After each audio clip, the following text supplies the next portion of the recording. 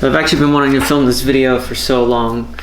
The original title was supposed to be a 1-year review with a Porsche Cayman, but I kept putting it off and putting it off. Motherfucker. And I just kept saying it would happen eventually. And I was right. All it took to happen was an international pandemic. And I'm really struggling with this. There we go. Oh, please don't spill everywhere. So I just did the smog registration and insurance. So that marks my 2nd year anniversary with Arabella. Cheers to that. Roll B-roll.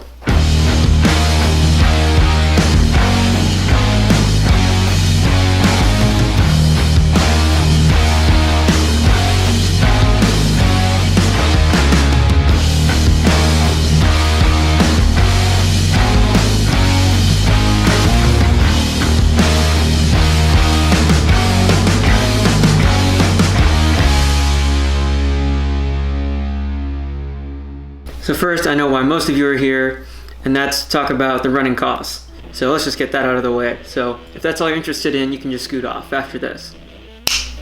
So first things first, I'm not going to disclose how much I bought the actual car for, but I will say it cost me $360 for registration this year and last year.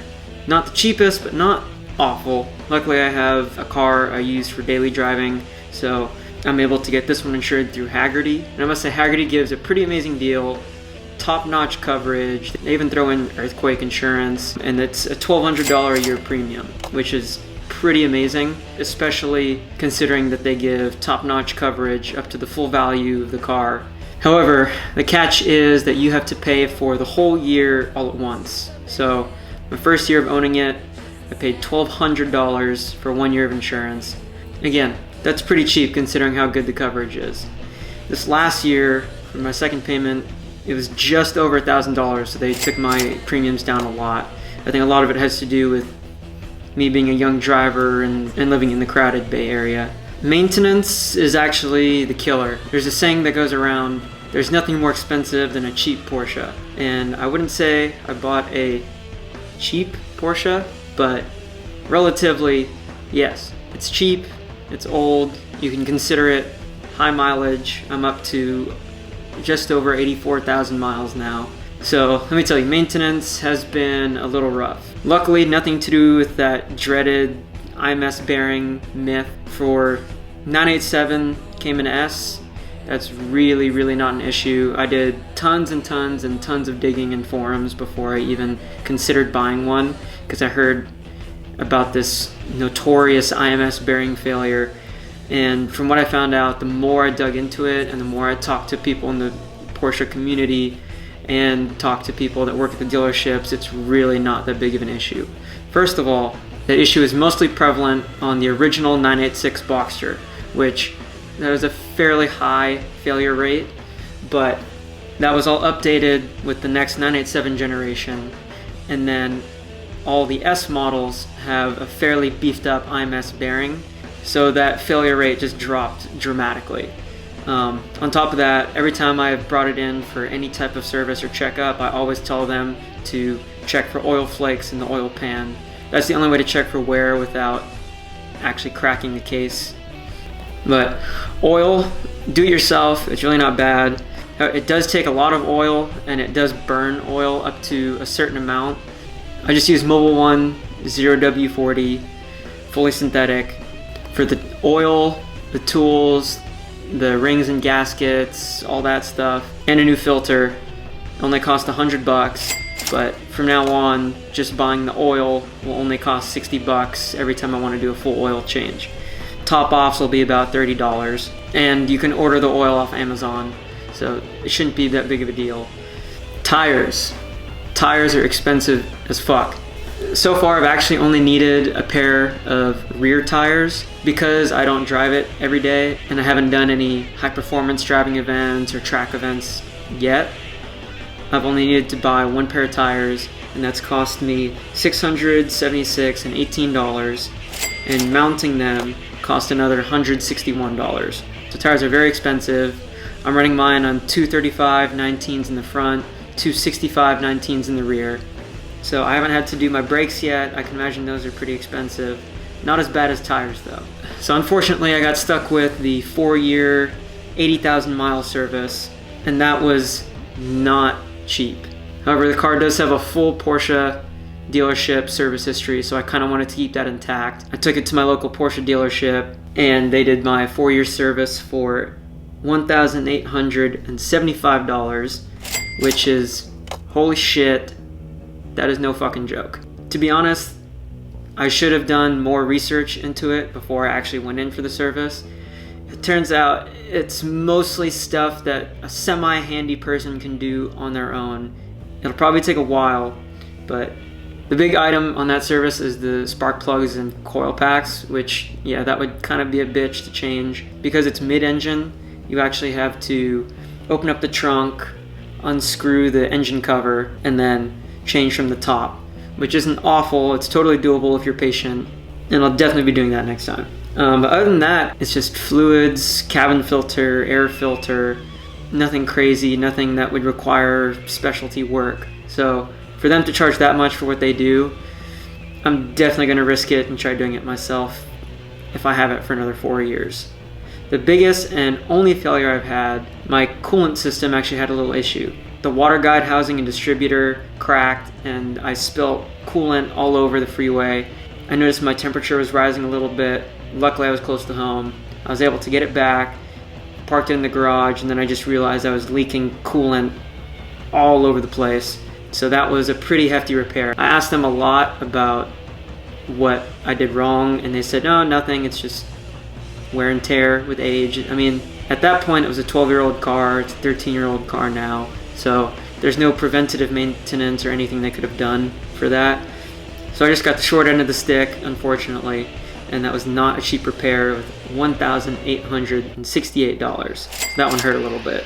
Another issue they caught, I had this done 2 months later, was the DMTL pump service, which is the diagnostic pump. Has to get the whole thing replaced. I didn't dig too deep into the issue, but I took their word for it, and they were able to do it for $1,060. By the way, these are parts and labor. Those are the only 2 major expenses I've had maintenance-wise, and yet, I'm not gonna lie, those hurt quite a bit, but it's true. If you're buying a Porsche, no matter what the price is, the service is not cheap, and you're gonna have to be prepared to spend a little more for premium services and checkups. And if you want to keep it running tip-top shape like it deserves to be, you're gonna need to spend a little extra. So just be prepared for that. Do I feel like I got gypped by the dealer? Maybe, but in my mind it was kind of worth the price instead of figuring out how to do it myself and then actually setting aside time to do it myself. And besides, if you go to the Porsche dealership, they hook you up with a loaner car, and honestly they're amazing. I've driven the Macan a couple times. I've driven the 718 Boxster S once, which was phenomenal, and I'll get into that a little more later. Alright, now let's talk mods. I got a pair of LED tail lights off of eBay. Those cost about $400 with tax and shipping. Don't ask me the brand, it was unbranded on eBay. They work just fine, you can see pictures of it. They look great in my opinion. I was able to install them myself without any issue. Highly recommend that mod. In my opinion, that's one of the most dated aspects of the car, so swapping the lights out for LEDs makes a huge difference. I straight piped my exhaust. I talked about that in a previous video.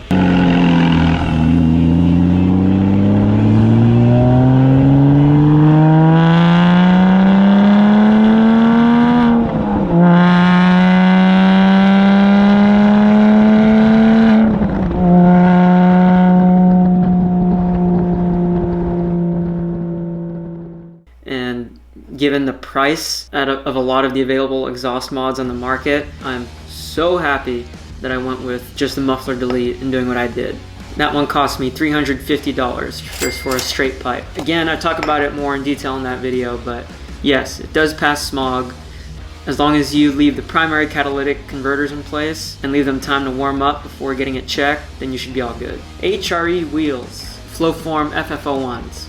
That was big, for about $2,900. Again, those are not cheap, but they're not forged, they're Flowform. The price difference going from Flowform to forged didn't sound like something I'd be willing to spend. It's an extremely low cost to benefit ratio in my opinion, so I had no problem just getting the Flowforms, and they look fantastic either way. I got the HRE wheels mostly because when I bought the car, it had Fuchs on them, Fuchs Felge rims, and not that there's anything wrong with them. They're real, forged, beautiful, beautiful wheels, great craftsmanship, very desirable. However, for some reason on the Cayman, they just don't look good and they make the car look older than it actually is, in my opinion. For a Boxster, for some reason they work out and they look great. On 911s, they look fantastic. I don't know, just for some reason on the Cayman, I wasn't in love with it, and if you're not in love with it, then what's the point? I know some people might say it's a bit of a downgrade going from forged Fuchs Felge wheels to Flowform HREs. I beg to differ. Again, I'm not pushing it to its absolute limit on a racetrack, so there's no way I'm ever going to notice the difference.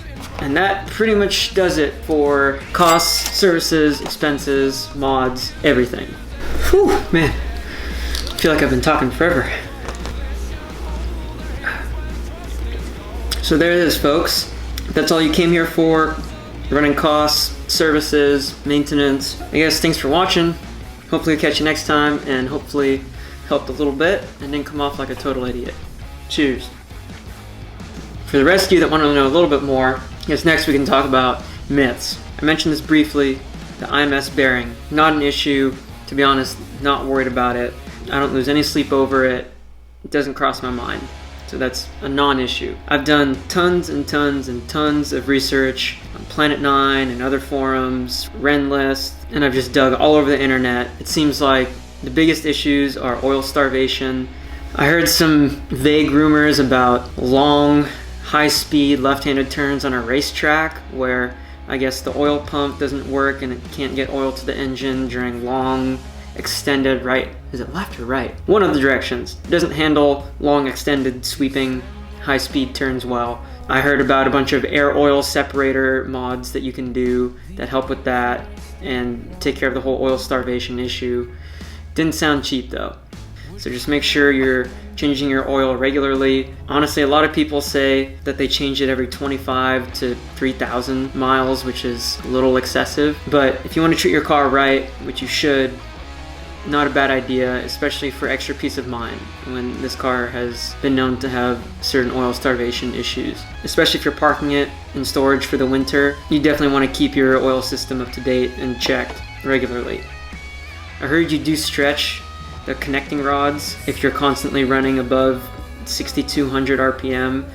And also the power drop off after 6,000 RPM is pretty harsh anyways, so you're not doing yourself a huge favor by running it all the way out to redline. From what I read on the high performance driving autocross forums is that as long as you're just running it at about 80% or so, you'll be fine and you'll be getting pretty much all the performance out of the car you could want or need.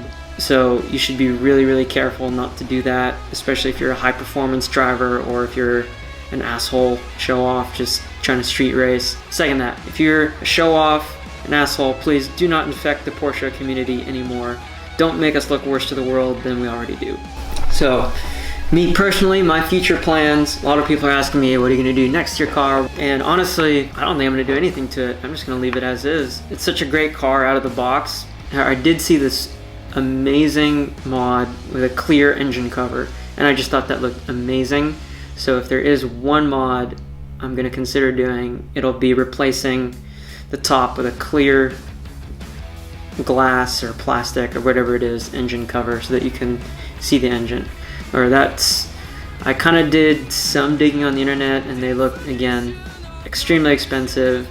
It'd probably get hot and loud as hell in there, more so than it already is with a straight pipe exhaust. And on top of that, I'm sure that engine hasn't actually been cleaned or detailed in its lifetime, perhaps, because I haven't done it and I doubt the original owners did. So that would be a huge project to clean, detail, and I might even try to repaint parts of the engine gold or red to look a little more exotic if I do that. But like I said, there's a million other things I would rather put my money towards at this point, so maybe not. The number one absolute thing I'm going to do when I set aside money for it is get an orbital and a bunch of Ammo NYC products and just go to town and touch up all the paint, do a full paint correction, because at this point it's 13-year-old paint. It looks great for 13-year-old paint, but you know, when you look up close in direct sunlight, you can see lots of swirl marks. There's a lot of rock chips that just bug the hell out of me when I see them in pictures and when I look at it up close. So next thing I'm going to do is for sure do some good old Ammo NYC paint correction, and that'll be a real fun project. I'll do a video of that one too when I get around to it eventually, next quarantine. But as far as future plans go, that's probably it. I would be totally fine just sticking with this car for the rest of my life, but I don't think I will. If 981 Caymans drop in price, eventually I might pick one of those up. I could be fine having this car the rest of my life and just be totally happy. It's been a blast. For all intents and purposes, it is a dream car for me, and I'm very proud of it, so I'm gonna hold on to it for a while. All around, it's just been a pretty great experience. Not as expensive as a lot of people make it out to be. Owning an exotic car, a sports car, a Porsche, expensive this, expensive that. You're gonna pay double the price of the car just keeping it up. I haven't experienced that. It's been extremely reliable for me, besides my coolant pump. And considering that it is a 2007 and we're now in 2020, yeah, you expect the occasional hiccup here and there, just with wear and tear. All in all, I'd say the trouble is for sure worth it. So if you don't have kids, no, even if you do have kids, my kids wouldn't need to go to school if I wanted to buy one. But if you're thinking about getting one, I'd just go ahead and do it. Just make sure that you set aside money for a moderate amount of maintenance, and make sure you see the full ownership history, all the service records. First and foremost, do not buy one without getting a pre-purchase inspection. That is the number one most important thing I can tell you. If it doesn't have one and you're really, really serious about getting the car, then you pay and get it inspected before you buy it. But do not buy it without getting that pre-purchase inspection. That's all I can tell you.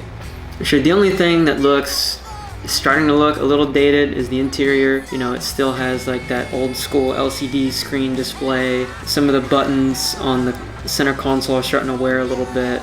Really minor stuff, but I picked one where the previous owner took care of the interior pretty well, and I for sure have taken fantastic care of it. Not to toot my own horn too much, but I probably spend way too much time cleaning that car inside and out and waxing it and trying to polish it up and make sure it's clean and nice smelling all the time. So I do take good care of it, and even so, the interior still looks to me amazing, fantastic, great layout. It's really minimalist, keeps the focus on the driver and the driving experience, which is the most important part of it, and I've never felt like I'm lacking or missing anything. So I'd say the interior, as of 2020, it's not going to win any design awards, but it still looks pretty great, and you're going to be comfortable no matter what. You have all the essentials. The only thing it's missing is Bluetooth, so you have to figure out your own solution for your own music if you don't want to use the CD changer, but that's my only gripe with it. When you put it up against the 981s and especially the 718s, that is the number one area they improved on. It does feel like you're sitting in a time capsule when you do a direct comparison. Not to say that it's ugly, just they went crazy as soon as they hit the 981s and up. It looks and feels like a proper spaceship. Everything is still a minimalist-ish design, but it's sleek and way more modern, and it just looks great.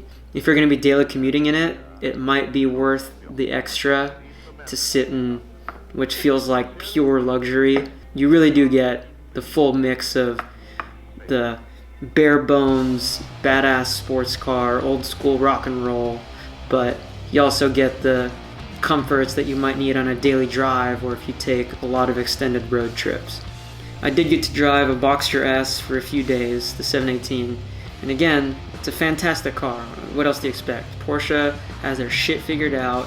They're dependable, fast, stylish, they're everything you could want in a car. But that still being said, the 2019 718 Boxster S is definitely not miles ahead of the 987 generation. Yes, it's for sure an advancement, but it's not as big of a leap as you would expect. Yes, on paper it has 50 more horsepower and a comparable amount more of torque, but for a vast majority of the driving you do, you are not going to miss that extra 50 horsepower and 20 or 30 pound-feet of torque. There's no way. It's like I push that 718 pretty hard, and like every now and then I like to open my car up a little bit, and it feels nearly identical on the road. And the only place where you would really see the difference is on the track. I can't speak to that because I didn't take either of them on the track yet, but for back road cruising, canyons, mountain drives, coast cruises, daily driving, in traffic, you are most definitely not going to miss that extra power. 295-ish horsepower is way more than you would need in any possible situation on the road. Unless, again, you're being a street racing asshole, which please don't do. The 987 still is a fantastic car, even by 2020 standards. If you're just looking for a great car to look at, a great car to sit in that's comfortable even for long drives, and that's fun as hell to just take out on a weekend and will maybe draw a little bit of attention just by how gorgeous it is, 987 checks all those boxes off. Yeah, the driving experience is the whole reason you buy the car. It's supreme. It's an absolute rush. If you buy the 6-speed manual transmission, don't get it in automatic. The automatic isn't even a PDK for this generation. I don't think that was added until the 987.2, if I'm not mistaken. I might be wrong on that, but either way, it's a true to its bone sports car. You're gonna want a manual. I've taken it, and it's surprisingly spacious and practical too. I've taken it on road trips with one other person where we both had, suitcases and luggage, and I brought my entire camera rig along, and it fit everything super comfortably. So cargo space is really an issue, as long as you're not trying to haul around a bunch of work equipment or guitars or anything like that. Like I said before, I still truly believe this is the #1 bang for buck bargain that you can get on the market today in terms of sports cars. You can get brand new and probably slightly more dependable, like Subaru BRZs and that family of cars, 370Zs, 350Zs, things like that. But honestly, none of them are mid-engine sports cars with this much excitement and this much style. For the car to still look as good as it does in 2020, being a 13-year-old car, can't say that for too many cars. I get compliments on this car everywhere I go. I shit you not, everywhere. Especially when it seems like 99% of the Porsches you see are 911s. It's almost a breath of fresh air when I see another Cayman or Boxster on the road now and then. I saw a pretty great quote somewhere on the interwebs, and it said something like, "This car will always live in the shadow of its bigger brother, the 911, whether it deserves to or not." In my head, even if I did have the money to purchase a 911, which I for sure don't, but if I did have the money to purchase a 911, I don't think I could justify the 3 to 4 times price increase to get a 911 over a Cayman. It's just not worth it. The Cayman has better engine placement. Yes, it has 2 less passengers, but it's a more pure sports car, especially when the 911s, and even more so the new 911s, are just starting to look like Grand Tours.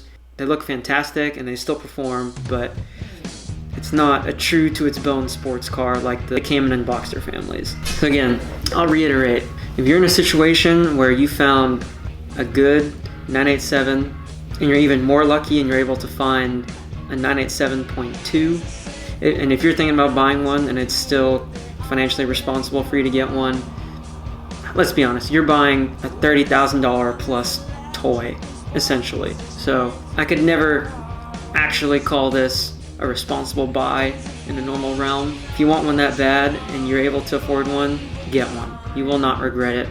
It's gonna hurt a little bit if you have a big service or, I don't know, some semi-big repair. Even then, it's worth it, I promise. And so that's my review of the 987 in 2020. Hopefully I answered all your questions and didn't come off like a total idiot. If I missed anything or left anything out, leave me a comment and I'm pretty good about answering those. So thanks for watching and cheers to that, and I'll take another one for 2-year anniversary.